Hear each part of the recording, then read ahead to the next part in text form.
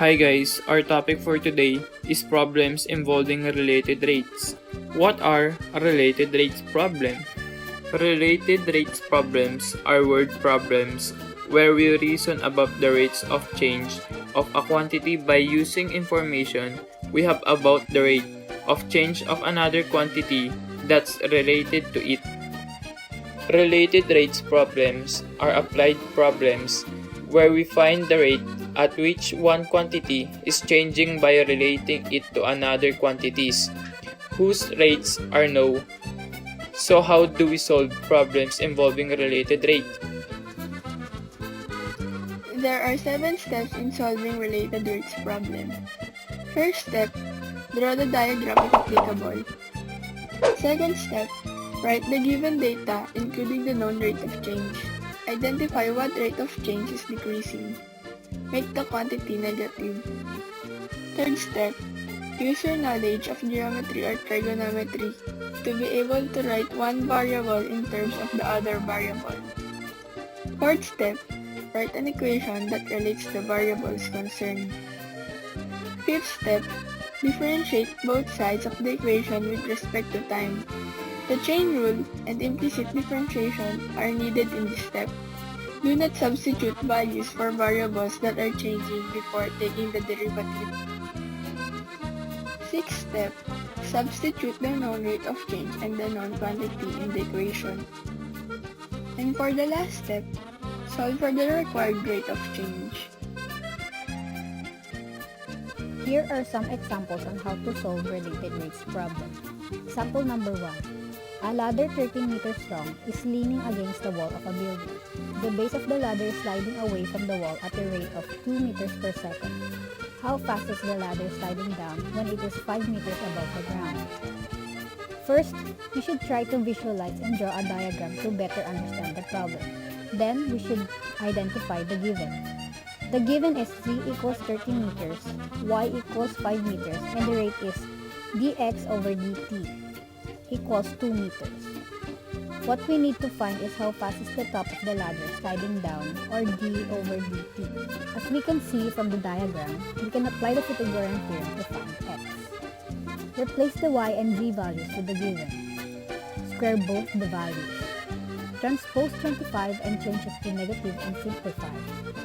Then find the square root of both sides. After finding x, we should differentiate to find dy over dt. We can differentiate using the Pythagorean theorem. Find the first derivatives of the values. Then substitute the values of x, y, and dx over dt. And then simplify the values. Then transpose 48 because we need to isolate dy over dt. Divide both sides by 10 to isolate dy over dt. Our final would be negative 4.8 meters per second. It is negative because the base of the ladder is moving. Let's go to the second example. A man, 1.7 meters tall, is walking away from 5-meter tall lamp post at the rate of 110 centimeters per second. Question number A, find the rate at which the length of his shadow is changing. Question B, find the rate at which the tip of his shadow is changing. We should start first by converting the given meters to centimeters to identify the given values. So 5 meters converted to 500 centimeters and 1.7 meters converted to 170 centimeters. Then the 110 centimeters based on the given, that is the dx over dt, and the others are missing. So first we should do is finding the rate at which the length of his shadow is changing. Since we are trying to find the ds over dt, we should find the s first, then differentiating. Based on the diagram, both triangles have the same angles, which means we could use the SOHCAHTOA to find the answer. Tangent would be used on both triangles because only opposite and the adjacent are given.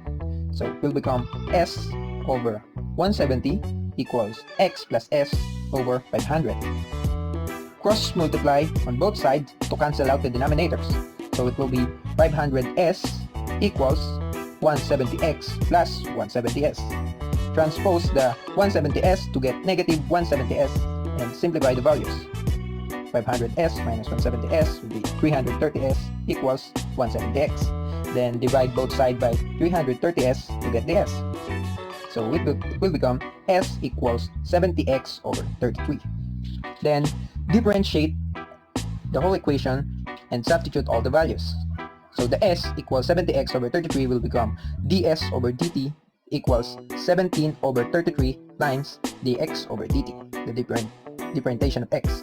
So times it and substitute the values, it will become 17 over 33 times 110, then multiply it to get the final answer. So the ds over dt is 56.667 centimeters per second. That is the rate at which the length of his shadow is changing.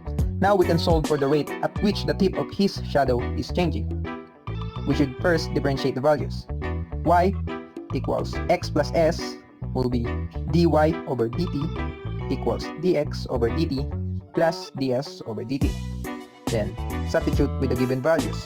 dy over dt equals, substitute the dx over dt, 110 plus substitute the ds over dt, 56.667. Add it to get the final value. So the final value is dy over dt equals 166.667 centimeters per second. And that is the rate which the tip of his shadow is changing.